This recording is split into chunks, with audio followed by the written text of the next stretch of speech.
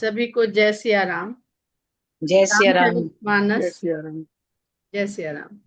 रामचरितमानस बालकांड दोहा संख्या 78। दोहा संख्या 78 से आगे बढ़ते हैं, थोड़ा सा पढ़ते हैं। फिर कल कुछ प्रश्न मेरे पास आए थे, उस पर हम लोग उसका समाधान तो क्या ही कर पाएंगे, लेकिन थोड़ी बहुत चर्चा करेंगे ताकि कुछ समझ में आ सके और फिर आगे बढ़ेंगे। तो हम लोग दोहा संख्या 78 पढ़ते हैं कि सुनत बचन बिहसे ऋषय गिरि संभव तव देह, नारद कर उपदेश सुनी कहहु बसेहु किसुगे। तो सप्तऋषि जो पार्वती जी की परीक्षा लेने के लिए आए थे, वो हंस पड़े। हंस करके कहते हैं कि गिरि संभव तव देह, क्योंकि तुम्हारा जन्म, ये देह जो है ये पर्वत से तुमको मिली है। तो पर्वत से मिलने के कारण तुम्हारे लिए इस तरह की जो जड़ता है वो संभव है। तो ये उनकी जो सप्तऋषि हैं, ये उनकी प्रबुद्धता है कि उन्होंने पार्वती की जड़ता को परख लिया। वो तो परखने आए हैं प्रेम, है ना। परखने आए हैं प्रेम जो शंकर के प्रति पार्वती के मन में है कि नहीं, यह देखने। और परख क्या रहे हैं? जड़ता। और जड़ता वो नहीं परख रहे हैं, ऐसा लग रहा है कि वो परख रहे हैं। वो तो माता पार्वती उनको वही परखवा रही हैं, अपना वही स्वरूप दिखा रही हैं। उन्होंने बताया कि हंसी हो सुनी हमारी जड़ताई। तो आपने, अगर हम ही ने बता दिया कि हम जड़ हैं, तो आपने इसमें अपना हंस के जो वचन दिया, तो इसमें पार्वती जैसा कह नहीं रही हैं, लेकिन बोध इस मर्म यही है इसका धागा।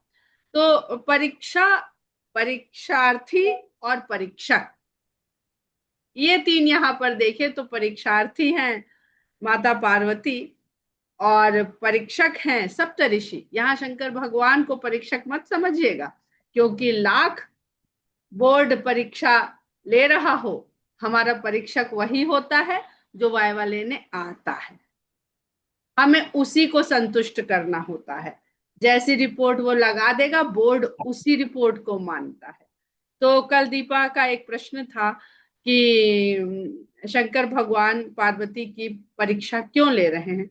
तो देखिए, इसको अगर हम इस भौतिक आधार से समझते हैं तो बिल्कुल समझ में आता है कि परीक्षा लेने के लिए शंकर भगवान स्वयं नहीं जाते हैं, सप्तऋषियों को भेजते हैं। और सप्तऋषि के बहुत बहुत अर्थ हैं, यहाँ पर हम सप्तऋषि ही लेकर के इसको समझने का प्रयास करते हैं। तो सप्तऋषि परीक्षक हैं, तो वो जैसी रिपोर्ट देंगे वैसी बोर्ड मान लेगा। जबकि शंकर भगवान तो पार्वती के प्रेम को जानते भी हैं, समझते भी हैं, मानते भी हैं, और पहले ही कह चुके हैं कि भगवान राम से कि आपके आदेश को टाला न जा सकता है, न मैं टालूंगा, क्योंकि वही परम धर्म है। तो उनको तो अगर परीक्षा में पार्वती जी फेल भी हो जाएं, तो भी उनको तो विवाह पार्वती से करना ही है, क्योंकि भगवान राम गाड़ी का तो आदेश करता है ही नहीं, पता उनको। नहीं कौन सा है ये। आदेश भी नहीं है, विनय है भगवान राम की। तो ये परीक्षा किसके लिए ली जा रही है? परीक्षा ली जा रही है सप्तऋषियों के लिए, यानी संसार के लिए। पहला, हेलो। प्लीज म्यूट रखिए प्लीज। इतना कुछ मेरे दिमाग में हाँ इस बताओ। समय चल रहा है कि हम खुद ही अपने में उसको नहीं आप पकड़ पा रहे हैं। सुधा सुधा जी म्यूट कर लीजिए, सुधा जी। हमने कर दिया है क्योंकि इतने सारे एंगल हैं इस प्रसंग के। तो सप्तऋषि परीक्षा ले रहे हैं। तो सप्तऋषि का अर्थ है कि लोक, लोक में स्थापित करना है। तपस्या लोक ने देखी, क्योंकि तपस्या एक बहिर्गामी क्रिया है, वो लोक को दिख रही है। प्रेम एक अंतःकरण का भाव है, वो दिखता नहीं है। तो अंतःकरण का भाव प्रकट करने के लिए ये परीक्षा हो रही। हमें कितना आता है, ये ज्ञान का विषय हमारे भीतर है। वो प्रकट हो जाए संसार में, संसार में ही तो प्रकट होता है कि हाँ ये आईएएस बनने के लायक है। ये डॉक्टर बनने के लायक है। जब ये संसार में प्रकट होता है तब उसको वो प्रतिष्ठा मिलती है। तो पार्वती जी को वो प्रतिष्ठा मिले, इसके लिए शंकर भगवान ये सब कर रहे हैं। शंकर भगवान को परीक्षा नहीं लेनी है। बहुत सुंदर सुंदर यहाँ पर जोड़ने के लिए बातें हैं। कोशिश करेंगे कि हम उन सबको जोड़ सकें। एक और परीक्षा पे चलते हैं। भगवान राम और सीता के विवाह में भी वर का परीक्षण है कि उत्तीर्ण कौन होगा। उस परीक्षा में धनुष है ना। वो धनुष के द्वारा परीक्षण हो रहा है कि योग्य वर कौन है। और राम उठते नहीं हैं परीक्षा देने के लिए। राम नहीं उठते हैं। क्यों नहीं उठते हैं? क्योंकि वो जानते हैं कि राम और सीता एक ही है। तो जो एक ही है वो उसको प्राप्त करने के लिए क्यों उठ करके जाएगा, या क्यों उसके भीतर अकुलाहट होगी कि कहीं और कोई ना लेके चला जाए मेरा नंबर आने तक। तो वो अकुलाहट राम के भीतर नहीं है, क्योंकि राम जानते हैं कि राम और सीता एक ही हैं। और जब गुरु कहते हैं तो गुरु ये नहीं कहते कि जाओ सीता के लिए अपनी योग्यता सिद्ध करो या सीता को वरण करो। ये विश्वामित्र भी जानते हैं कि सीता के लिए सुयोग्य वर अगर कोई है तो राम ही है।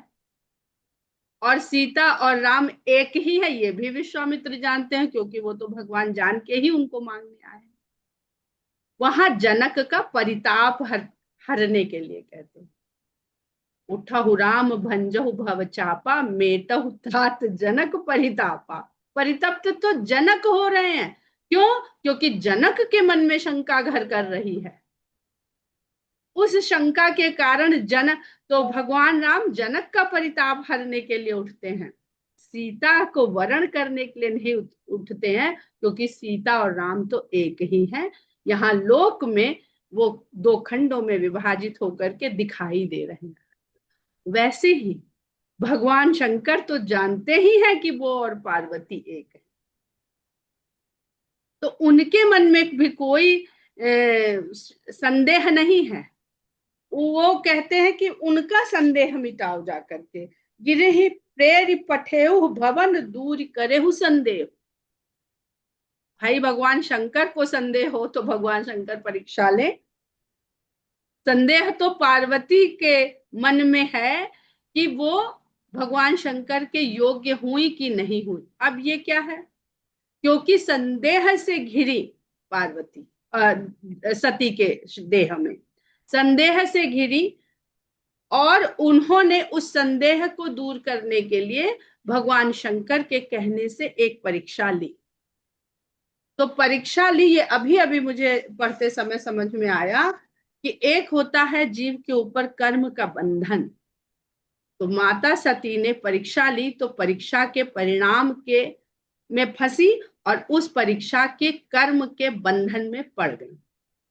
यानी भगवान की परीक्षा लेने का ऋण उन पर चढ़ गया। जो लोग कर्म बंधन पुनर्जन्म को मानते हैं उनको ये बात अधिक सरलता से समझ में आए।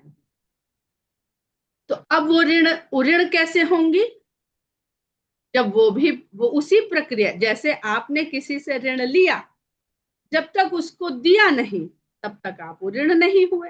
तो उन्होंने भगवान की परीक्षा तो ली। अब भगवान शंकर एकाकार होने से पहले पार्वती को हर उस कर्म के बंधन से मुक्त करना चाहते हैं, क्योंकि अगर उनके जैसी नहीं होंगी तो दोनों एकाकार हो नहीं पाएंगे। जल में जल मिलेगा तभी एकाकार होएगा, जल में तेल मिलेगा तो मिलने के बाद भी एकाकार नहीं होगा।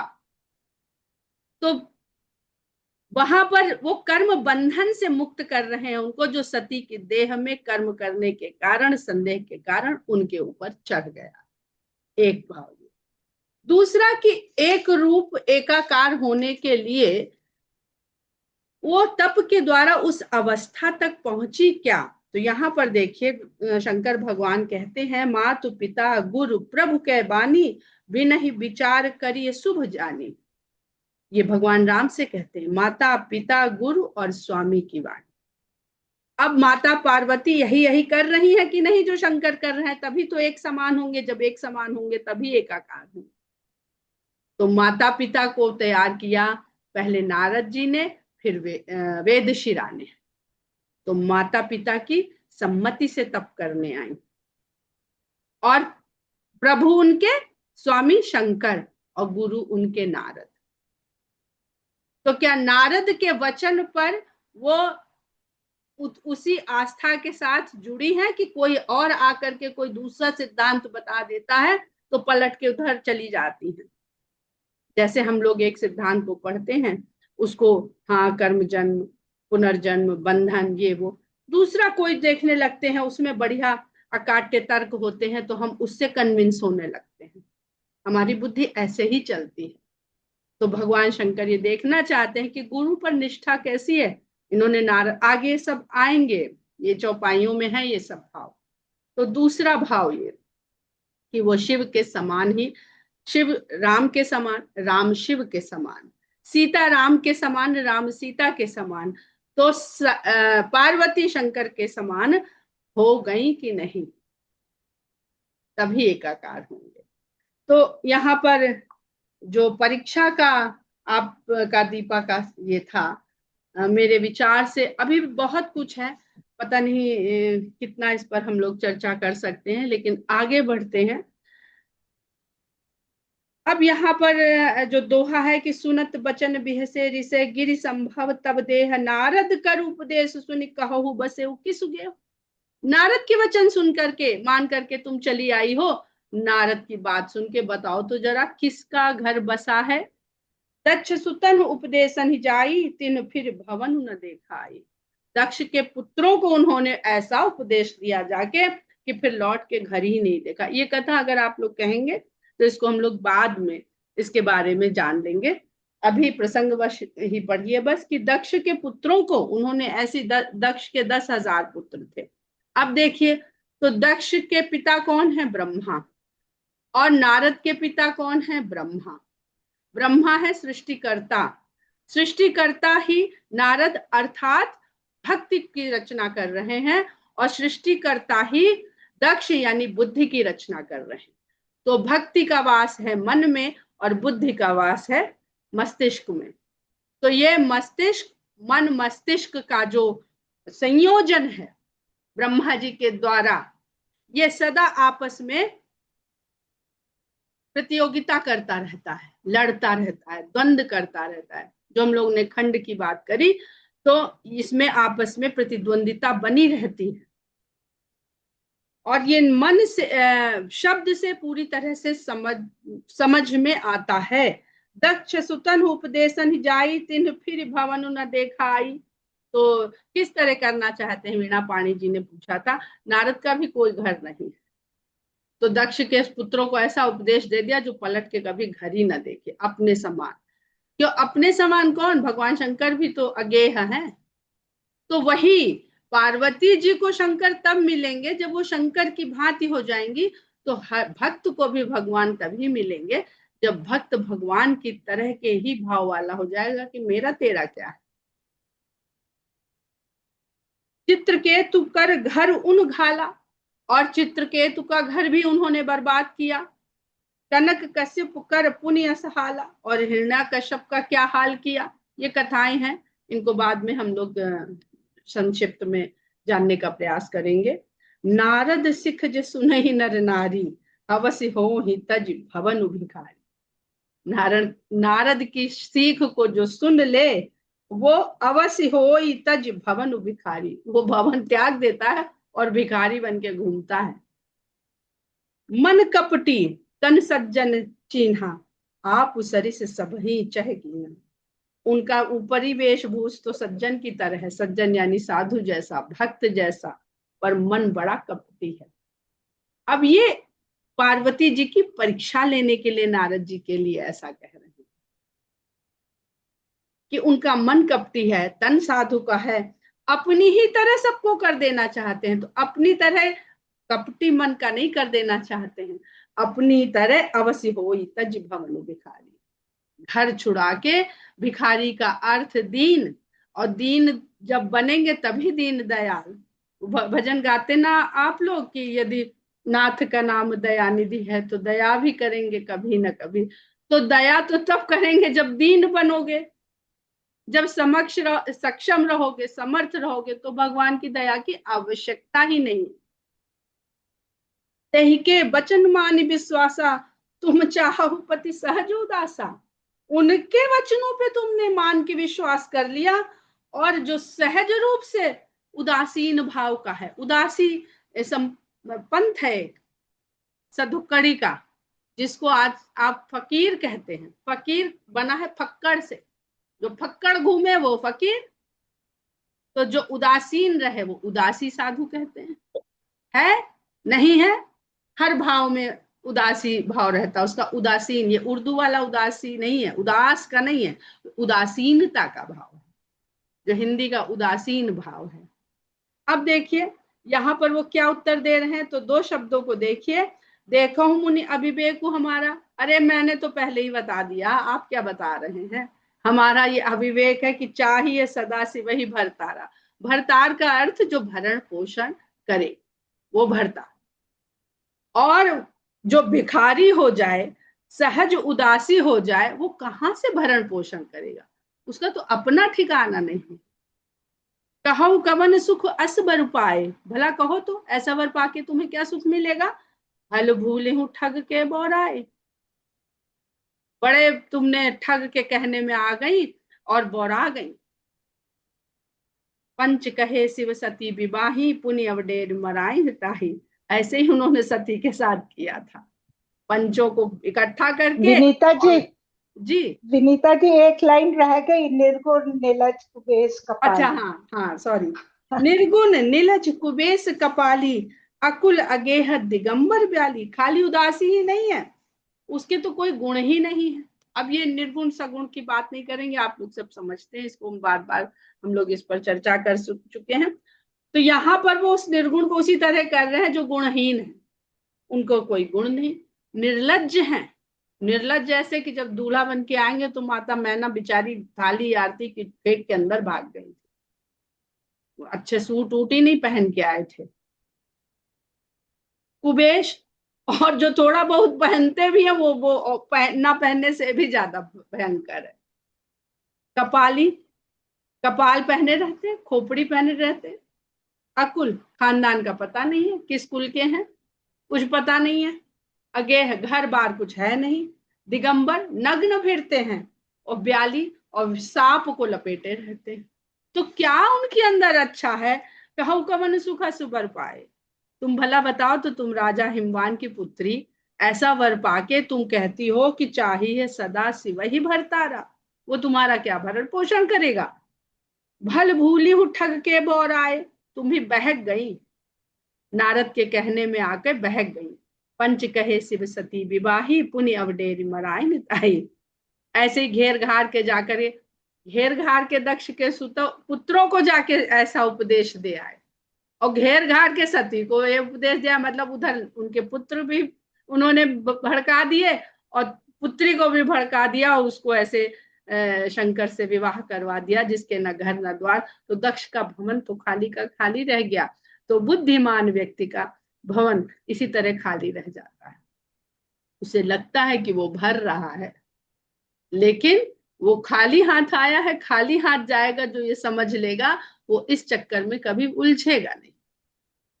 पंच कहे शिव सती विवाही, कह सुन के पंचों को समेट के इकट्ठा करके सती का विवाह करवा दिया शंकर से, और फिर घेर घार के उनको मरवा भी दिया। ऐसी स्थिति बना दी कि सती को प्राण ही दे देने पड़े। अब सुख सोवत सोच नहीं, भीख मांगी भव खाही, सहज एकाकिन के भवन कबहू किनारी खटाई। बहुत सुंदर गोस्वामी जी ने शब्द लिए यहाँ पे शंकर भगवान के लिए, भव और भवन। एक तरफ उदासी फक्कड़ भी कह रहे हैं, और दूसरी तरफ सप्तऋषि ही उनको भव कह के संबोधित कह रहे हैं। अरे जो भव है उसके लिए भवन की कमी है क्या। जैसे भगवान जब राम राजा बने तो गोस्वामी जी लिखते हैं कि कोई आश्चर्य ना करे कि पूरी पृथ्वी पर एक ही राजा है और वो भगवान राम है राजा के रूप में, जिनके तो सारे लोग, सारा ब्रह्मांड जिनका है, उनके लिए अयोध्या का राजा होना क्या कोई बहुत बड़ी बात है। तो ऐसे ही भव है। तो कहते हैं कि अब सुख सोवत सोचु नहीं। अब उनको वो एक पत्नी थी जिसके भरण पोषण की थोड़ी बहुत जिम्मेदारी थी, घुमाने फिराने की, अब वो भी सोच उनके मरने के बाद उनका पटा गया, खत्म हो गया। अब चैन से सोते हैं, पड़े रहते हैं, और जब भूख लगती है तो उठते हैं, निकल पड़ते हैं, कहीं भी भिक्षा लेके मांगते हैं और खा लेते हैं। वो तुम्हारा भरण पोषण करेंगे। सहज एक जो अकेले रहने के उदासी तो है ही, एकाकी भी है, एकाकीपन उन्हें भाता है। ऐसे लोगों के घर भला कभी स्त्री खटाएगी। अब यहाँ पर देखिए, जो उन्होंने कहा था पार्वती जी ने, जब पूछते हैं सप्तऋषि की कही अवराध हो का तुम चाहो, किसकी आराधना करती हो और तुम क्या चाहती हो, हम सन सत्य मरम की न कहा हो। अपने इस तप का सत्य भेद किस लिए तप करे, उस भेद को क्यों नहीं बताती हो। तो जो पार्वती जी जब बताती हैं सब कुछ, तो वो कहती है ना कि हम मनु हठ परा न सुख सिखावा, चाहत बारी पर भीत उड़ावा, नारद कहा सत्य सोई जाना, बिनु पंखन हम चाहे उड़ाना।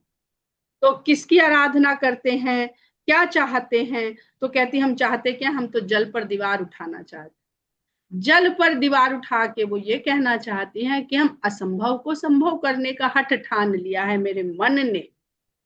असंभव को संभव क्यों, क्योंकि शिव वैरागी है। वैरागी के से को पति बनाने के लिए पहले उसके भीतर राग उत्पन्न करना पड़ेगा। तो ये असंभव कार्य है। वैरागी को रागी बनाओ तब तो उसकी पत्नी बन पाओगे। वैरागी की पत्नी बन के क्या सुख है। भवन और ये सब तो एक अलग जगह की बात हो गई, भौतिक सुख है। लेकिन प्रेम राग कहाँ है शंकर के अंदर। और बहुत सुंदर पार्वती जी बात कहती हैं कि नारद ने जो कहा है वो हम तो सत्य जानते हैं, और इसी कारण हम बिन पंखों के उड़ना चाहते। इसमें इतना सुंदर प्रसंग एक जगह इसका पढ़ा है, हम सब लोग पढ़ते हैं नमामि शमीशान निर्वाण रूपम, उसमें चिदाकाशम आकाश वासम भजे। शंकर भगवान को चिदाकाश कहा गया है, और आकाश में उड़ने के लिए जीव के पास पंख होने चाहिए। इतना कठिन है, मेरे तो रोंगटे खड़े हो जाते हैं। इतना कठिन है उस चिदाकाश में विचरण करना, और मेरे पास तो पंख नहीं, और मैंने उड़ने का प्रण ले लिया है। सपना नहीं देखा, प्रण ले लिया है, हट। और सती हठी है। रामायण में कौन सा भक्त हठी नहीं है, खासकर स्त्रियां। सती हठी, मायके जाएंगे तो जाएंगे। पार्वती हठी, शिव को पाएंगे तो पाएंगे। कैकेयी हठी, सीता हठी, वन चलेंगे तो चलेंगे, स्वर्ण मृग लेंगे तो लेंगे। तो ये जीव के हठ हैं। ये हठ किस ओर है, ये समझाने के लिए परीक्षा हो रही। हठ बहुत बढ़िया, हठ के बिना, प्रण के बिना कुछ मिलेगा नहीं, पर ये हठ और प्रण की दिशा क्या है।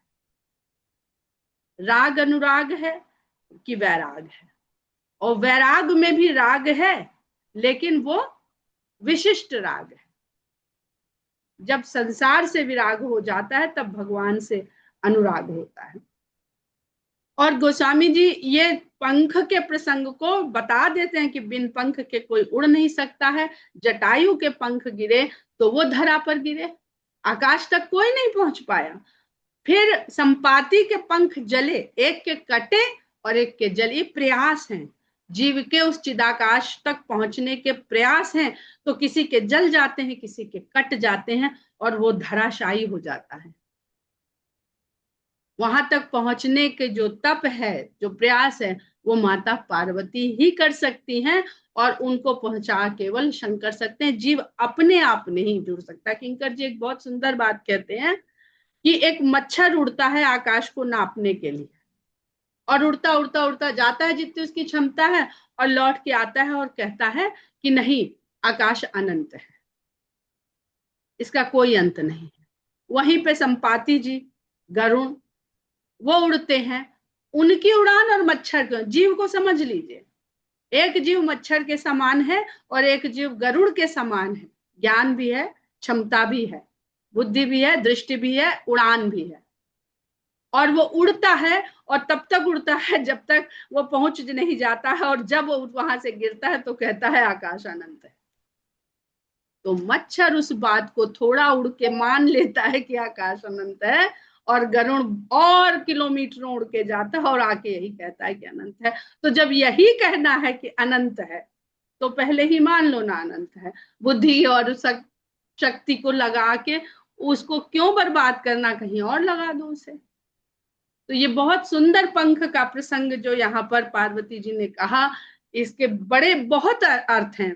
दंपति के रूप में भी इसमें अर्थ बताए गए हैं। तो कहते हैं कि सहज एकाकिन के भवन कबहु किनारी खटाई, अजहू मानहु कहा हमारा, हम तुम कहूँ बरु नीक विचारा। आज भी मेरा कहना मान लो, अभी देर नहीं, भी विवाह थोड़ी हो गया है, अभी तो तपस्या ही कर रही हो एक इच्छा लेकर के।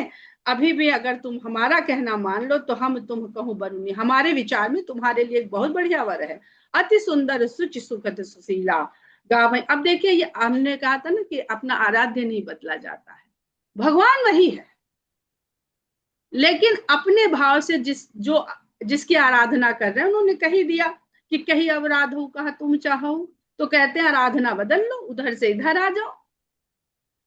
बहुत सुंदर है, पवित्र है, सुख देने वाला है, सुशील है, गुण ऐसे हैं कि सारा संसार उसके गुणों का बखान करते नहीं थकता है। गावही बेतु जासु जस लीला, अरे लोगों की तो छोड़ो, वेद उसके यश और उसकी लीला को गाते फिरते हैं। दूषण रहित सकल गुण राशि, वो जिसको तुम चाहे बैठी उसमें तो दोष ही दोष है, और जो हम वर बता रहे हैं वो सब दोषों से रहित है। सकल गुण राशि, जितने संसार में गुण है सबका भंडार है वो। श्रीपतिपुर बैकुंठ निवासी, सारी श्री उसी है, संसार में जितनी श्री है वो उसी का स्वामी है। और बैकुंठपुर का निवासी, इनके तो घर ही नहीं है, उनके तो बैकुंठ जैसा धाम है उनके पास। आजकल वर देखते हैं तो ऐसे ही छोड़ देते हैं ना लोग, एक बार पक्का करते हैं, ठीक करते करते दूसरा उससे बढ़िया मिल जाता है, तुरंत पहला वाला छोड़ देते हैं। वर तो छोड़िए, कन्याएं भी यही करती हैं। अच्छा वर मिल जाता है तो पिछले वाले से ब्रेकअप कर लेती हैं दूसरे वाले के साथ, यहाँ हमारा ज्यादा सुख साधन रहेगा। तो असबर तुम्हें ही मिलाऊ बानी, हम ले आकर के तुम्हारे साथ ऐसे वर को मिलवा देंगे। सुनत बिहस कह बचन भवानी, अब हंसने की बारी भवानी। उधर उन्होंने भव कहा और इधर भवानी हो गई वो, यानी एक रूपता एकाकार हो रही है पार्वती जी अपनी तपस्या से। सत्य कहु सत्य कहु गिरि भव तनु यहाँ, हट न छूट छूट है बड़े। अब हम क्या कहें, आपने तो सच्ची कहा, हमने तो खुद ही अपना परिचय दिया था कि हमारी तो जड़ता ही है, हमने जो भी बात कहेंगे उसमें जड़ता के अलावा और कुछ है नहीं। तो आपने सत्य ही कह दिया कि गिरि से ही, पर्वत से ही ये तन जो है वो हो सकता है। भव, यहाँ पे भव वही संस्कृत का भव होता है, पर्वत से ही ये तन हो सकता है।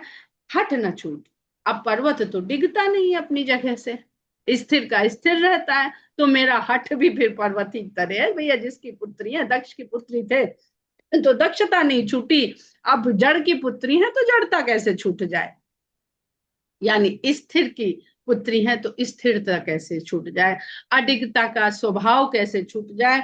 तो हट तो अब नहीं छूटेगा, छूट है बरुदेहा। जैसे आप जानते नहीं कि हमने देह छोड़ दी थी, दक्षता नहीं छोड़ी थी, तो यहाँ भी हट नहीं छोड़ेंगे, जड़ता नहीं छोड़ेंगे, भले इस बार भी देह छूट जाए। बहुत सुंदर प्रसंग है। कन को पुनि पसानते होई, जारहु सहज न परिहर सोई। उसी पत्थर से, जिस पत्थर से पहाड़ है, जिस पत्थर की बुद्धि आप मेरी बता रहे हैं, उसी पत्थर से स्वर्ण भी मिलता है। और स्वर्ण का क्या स्वभाव है कि वो जला देने से भी अपनी सहज स्वाभाविकता को त्यागता है। तो इस पाषाण रूपी जड़ देह में स्थित वो स्वर्ण रूपी जो चेतना है, जो ईश्वर का अंश है, वो भला अपनी स्वाभाविकता, जिसने एक बार उसका दर्शन कर लिया वो उसको कैसे छोड़ दे। आगे इस पे बहुत चौपाइयां गोस्वामी जी ने लिखी हैं कि क्या छोड़ के हम किस चीज का सौदा कर लेते हैं संसार में आकर के। नारद बचन न मैं परिहरऊं। अब वो जानती है शंकर भगवान का सिद्धांत क्या है, मातु पिता गुरु प्रभु कह बानी, तो कहती है नारद बचन न मैं परिहर। अभी तुम्हारा कहना मान जाएंगे, इस पर्चे में तो फेल हो जाएंगे, बाकी पर्चे में शायद पास हो जाए, इस पर्चे में फेल हो जाएंगे कि गुरु का कहना नहीं माना। तो नारद के वचनों को तो मैं नहीं त्याग सकती। बसहु भवन उजरऊ नहीं डरो, मेरा घर बसे या उजड़े मैं डरती नहीं इससे। गुरु के वचन प्रतीति न जेहि, सपने सुगम न सुख सिद्धे ही। जिसको अपने गुरु के वचनों पर ही विश्वास ना हो, उसको स्वप्न में भी सुख की सिद्धि संभव नहीं होती। साधना कर रही है ना, तपस्या एक साधना है, और उस साधना की सिद्धि सुख है, वो सुख उसको मिल ही नहीं सकती है जो गुरु पर विश्वास न करे। तो महादेव अवगुण भवन विष्णु सकल गुण धाम, जहि कर मनुरम जाहि सन तेहि तेहि सन काम। बहुत सुंदर दोहा है। और यहाँ पर अगर आप इसको यूं जोड़ के देखिए कि बिनु पंखन हम चहहि उड़ाना, तो भौतिक पंख भले मेरे पास नहीं है मुनिवर, लेकिन मन हठ परा न सुनई सिखावा।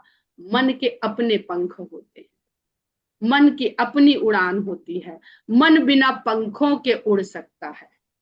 और मेरा मन डिगने वाला मन नहीं है, जिस हठ को ठान लिया है तो जहिकर मन रम जाहि सन। तो जिसका मन जिसके साथ रम जाए, उसे बस उसी के साथ काम रहता है, दूसरे से मतलब नहीं रहता है। तो कहते हैं भले ही आपने जैसा बताया कि महादेव बड़े अवगुणी हैं, और अवगुण भवन, अवगुण के भवन हैं, और विष्णु सकल गुण धाम, उनका धाम ही गुणों से भरा हुआ है। लेकिन मुझे क्या मतलब है, अब मेरा मन तो जिसके साथ रम गया, मुझे उसी से काम है। बहुत सुंदर दोहा है, दोहा संख्या 80। यहीं पर हम लोग विराम लेते हैं। जय सिया राम। जय श्री राम।